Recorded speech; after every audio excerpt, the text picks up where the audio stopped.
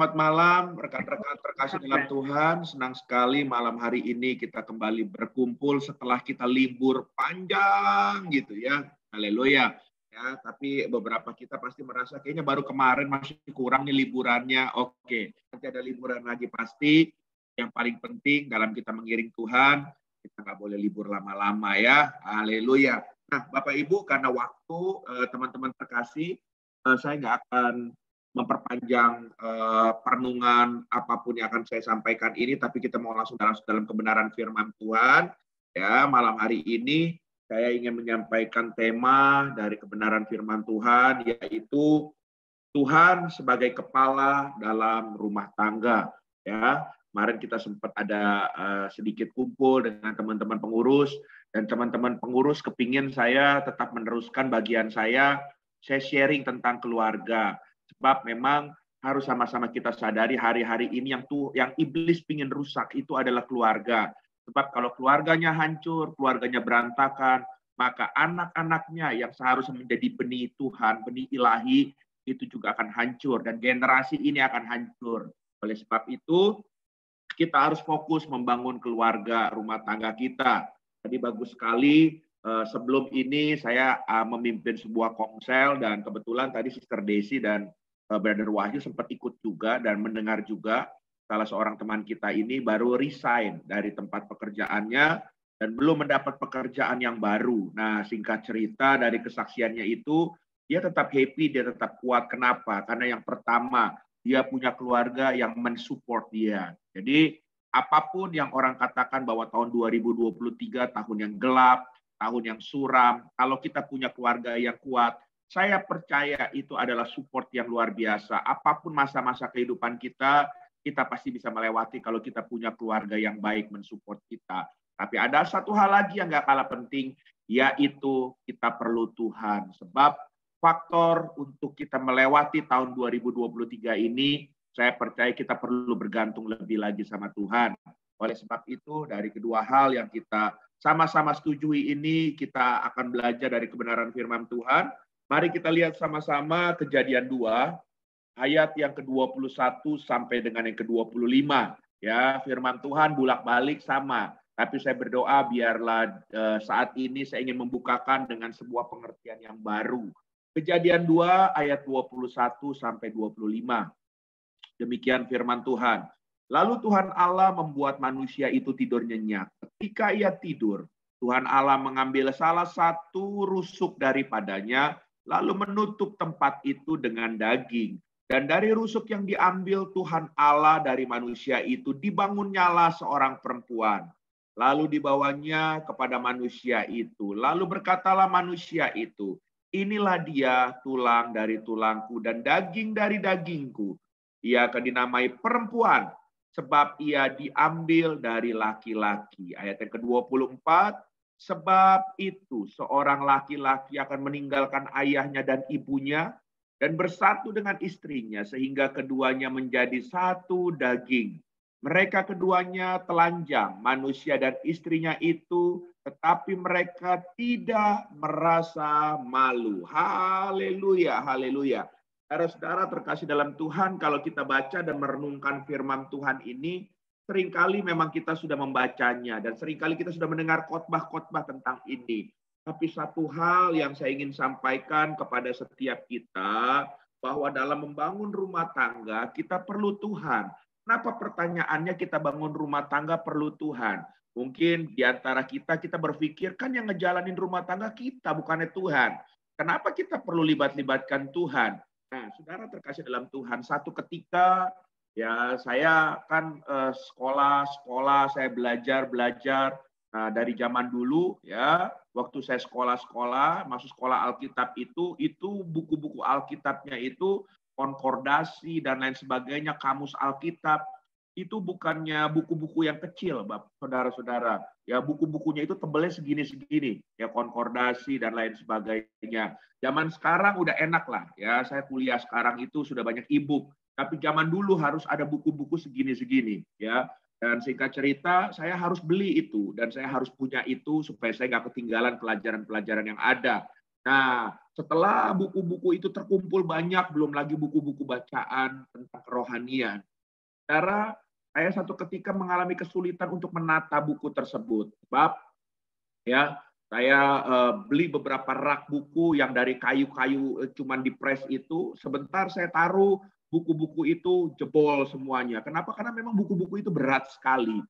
Sampai akhirnya satu ketika saya putuskan saya harus memberi rak yang dari besi supaya kuat, ya.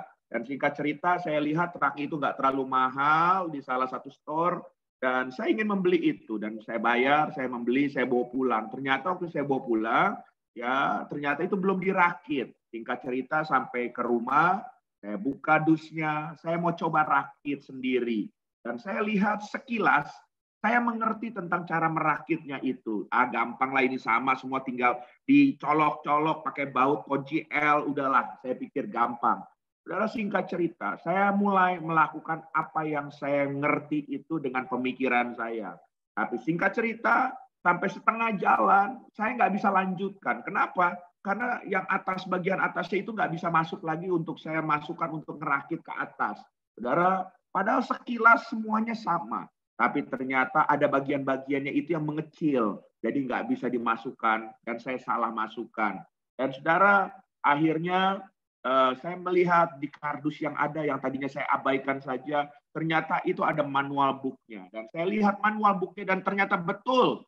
Saya salah dengan pengertian saya yang saya anggap benar. Singkat cerita, saya melihat sekilas, saya membaca sekilas, dan akhirnya saya mendapat pengertian sesuai dengan manual book tersebut. Dan tanpa berlama-lama saya bongkar kembali apa yang tadinya saya sudah kerjakan dan salah. Saya mulai menata ulang lagi sesuai dengan manual book. Dan singkat cerita hanya dalam waktu singkat saya bisa menempelnya, bisa memasukkannya, bisa merakitnya sampai selesai. Saudara terkasih dalam Tuhan, dari kisah ini saya menarik sebuah kesimpulan bahwa kita itu sebetulnya nggak boleh pakai pengertian sendiri. Ya, sesungguhnya ya, apapun yang kita akan lakukan ini, semuanya di dunia ini sudah ada manual book-nya. Apalagi dalam kita mengiring Tuhan. Dalam mengiring Tuhan, pasti Tuhan juga sudah memberikan panduannya. Makanya, termasuk kita membangun pernikahan, kenapa kita di rumah Tuhan, Tuhan pakai hamba-hamba Tuhan, gereja Tuhan, untuk memberikan namanya pelajaran konseling pernikahan sebelum masuk pernikahan. Supaya apa? Kita mempunyai pengertian yang benar. Sehingga dari pengertian yang benar itu diharapkan menjadi pondasi yang baik dalam kita membangun rumah tangga, membangun keluarga, membesarkan anak-anak kita. Haleluya. Nah, oleh sebab itu, saudara-saudara terkasih dalam Tuhan, kalau kita melihat daripada manual book Tuhan itu dalam keseharian kita, termasuk dalam kehidupan rumah tangga kita, ada di mana manual book-nya? Ada satu kata yang bernama firman Tuhan. Nah, firman Tuhan itu adalah manual book supaya kita bisa sukses dalam membangun rumah tangga dan membesarkan anak-anak kita. Nah, pertanyaannya, apakah kita mau pakai cara manual book-nya Tuhan itu di dalam kehidupan rumah tangga kita? Sebab saya percaya ada hal-hal mungkin akan bertabrakan dengan pemikiran-pemikiran kita kalau kita nggak kosongkan diri kita lebih dulu. Jadi untuk kita bisa pakai manual book-nya, seperti saya tadi merasa salah, waktu saya baca manual book, saya harus katakan, oke, saya teori-teori saya, pengertian saya sangat benar, saya buang semuanya. Saya baca dan saya murni melakukan itu, maka saya berhasil merakit rak lemari besi tersebut. Nah, begitu juga firman Tuhan. Mari kita tanggalkan hal-hal yang lama, ya sampai masuk 2023 ini, dan kita memulai hal-hal yang baru dalam membangun keluarga kita. Dari apa yang kita baca dari kebenaran firman Tuhan, kita akan melihat dulu ada 3 nilai, 3 value dalam pernikahan kudus Tuhan. Yang pertama, saudara terkasih dalam Tuhan, kita lihat sama-sama Kejadian 2 ayat yang ke-24 yang tadi kita sudah baca. Saya ulang sekali lagi, demikian firman Tuhan. Sebab itu seorang laki-laki akan meninggalkan ayahnya dan ibunya dan bersatu dengan istrinya, sehingga keduanya menjadi satu daging. Biasanya saya membahas ini tentang meninggalkan ayah ibunya. Ya, kata meninggalkan ini saya sering kali bahas. Tapi hari ini saya ingin membahas dari sisi yang berbeda. Kenapa dikatakan seorang laki-laki harus meninggalkan ayah ibunya, bukannya menghilang dari ayah ibunya, tidak. Tapi di sini dikatakan dilanjutkan dan harus bersatu dengan istrinya. Artinya begini, ada hal prioritas lebih penting dari orang tua kita, yaitu pasangan kita. Makanya hal yang paling penting, 3 value, 3 nilai pernikahan yang harus kita mengerti terlebih dahulu sebelum kita masuk dalam pernikahan atau setelah kita menikah, yaitu kita harus belajar mengutamakan pasangan kita.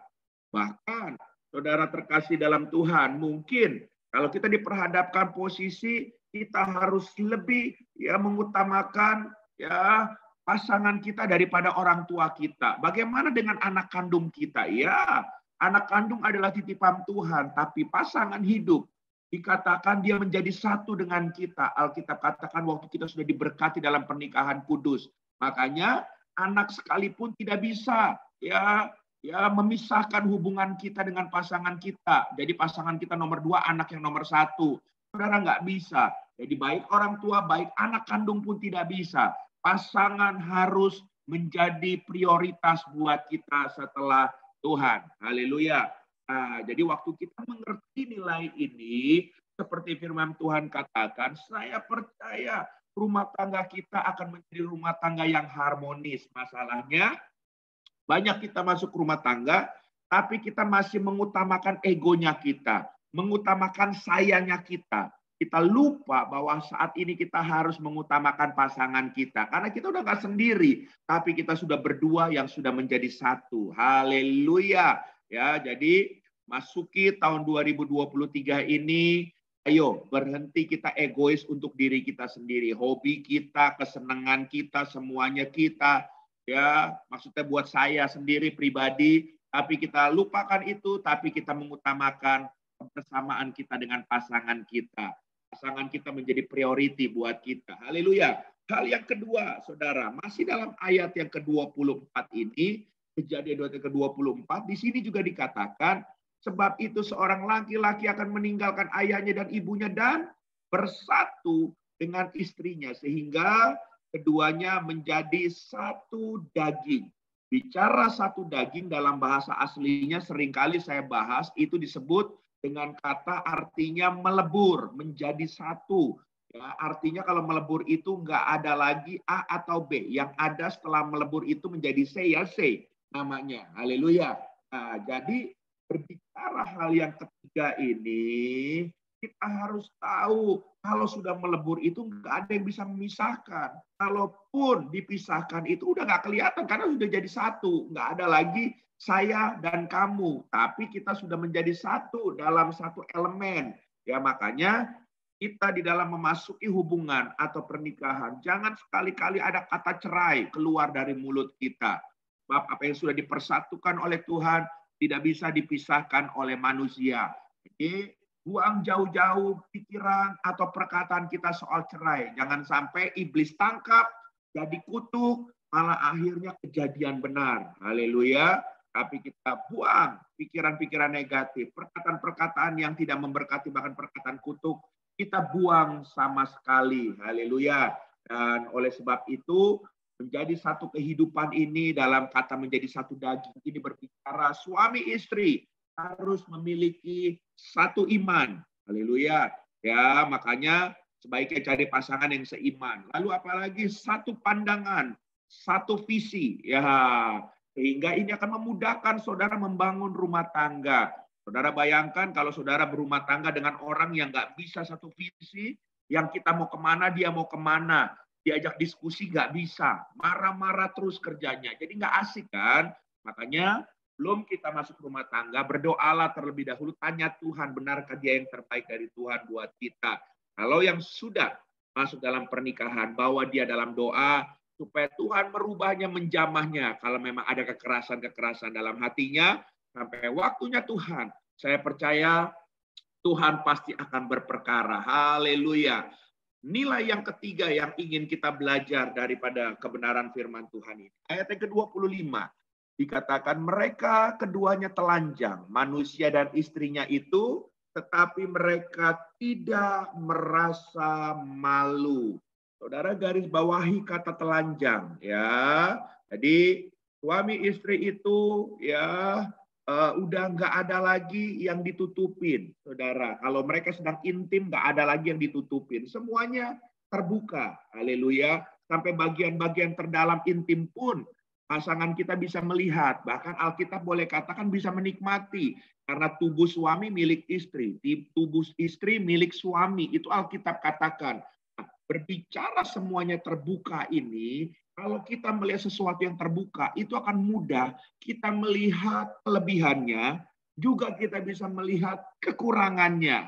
Yang setuju boleh katakan amin. Haleluya. Nah, seringkali kita lebih fokus kepada kekurangan pasangan kita daripada kelebihannya. Tapi belajar kita melihat ketelanjangan ini. Kita harus belajar berbicara, kita harus sekalipun kita sudah melihat kekurangan pasangan kita harus belajar menerima kekurangan pasangan kita. Jangan suka membanding-bandingkan istri kita dengan istri orang. Jangan suka membanding-bandingkan suami kita dengan suami orang. Sebab kita tahu bahwa ini adalah yang terbaik yang Tuhan kasih buat kita. Jadi poin pertama lebih baik walaupun kita tahu itu adalah kekurangan pasangan kita. Tapi kita harus belajar menerima dulu kekurangannya. Sebab seringkali cinta menjadi hambar kalau kita sudah cuman melihatnya kekurangannya saja dan kita nggak mau menerimanya. Sudah ada gap. Urusan kecil malah jadi besar, akhirnya terjadi divorce atau perceraian. Tapi sekalipun ada kekurangan, tapi kalau kita mau belajar menerima dan menerima terus dengan pikiran positif dan kita bawa kepada Tuhan. Saya percaya Tuhan akan kasih kekuatan dan apa yang kita anggap tadinya kekurangan, kita bisa melihat dari kacamata Tuhan sebagai kelebihan dan kebaikan buat kita dan pasangan kita. Haleluya. Haleluya. Oleh sebab itu, dari 3 hal value, nilai-nilai kita dalam membangun rumah tangga, ada 3 nasihat yang Alkitab juga katakan kepada setiap kita supaya kita membangun rumah tangga ini rumah tangga yang sehat. Yang pertama, saudara terkasih dalam Tuhan, mari kita hiasi, kita bangun pernikahan kita dengan kata-kata pujian dan dukungan. Haleluya. Ya, saudara tahu Alkitab mencatat ketika Adam dan Hawa jatuh dalam dosa, saudara kan tahu kan, Tuhan lalu berjumpa dengan dia. Tuhan tanya kepada Adam, Adam bilang, "Tuh Tuhan, perempuan yang kau taruh di sisi aku, dia membuat aku jatuh dalam dosa." Ya, tanya aja ke dia Tuhan. Tuhan tanya ke Hawa. Hawa ditanya, Hawa bilang, "Tuh Tuhan, karena itu ular itu yang membuat satu dalam dosa." Mereka terus mencari-cari kesalahan. Nah, saudara terkasih dalam Tuhan, kita harus belajar bahwa dalam rumah tangga tidak boleh menyalahkan satu sama lain. Haleluya. Belajarlah gentle. Haleluya. Ya, kalau memang itu karena kita salah, akuin, ya saya salah. Selesai. Jadi nggak ada dosa bermain-main di situ. Tapi alangkah baiknya kita jangan seringkali saling menyalahkan antara pasangan yang menimbulkan ya keretakan dalam hubungan rumah tangga. Tapi baliklah dengan kita saling memuji pasangan kita, saling mendukung pasangan kita. Sehingga masuk 2023 ini hubungan saudara dengan pasangan saudara pasti akan lebih manis, dipenuhi oleh anggur manis. Haleluya. Seperti saudara dan saudari kita toh, kita lihat pengantin baru kan, Ko Rudi dengan Sister Linda manis, sweet terus gitu kan. Ya, tadi yang awal-awal masuk lagi nempel terus. Nah, karena kita yang sudah berumah tangga belasan puluhan tahun juga jangan kalah. Kenapa? Teruslah kita saling memuji dan saling mendukung pasangan kita. Haleluya.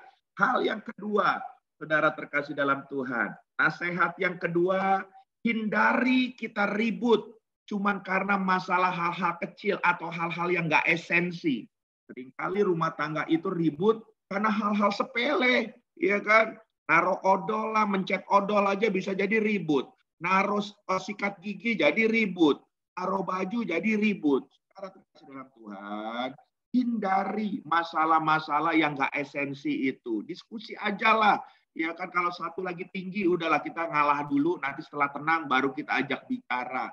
Ya, seringkali kita masalah milih libur harinya kita ribut.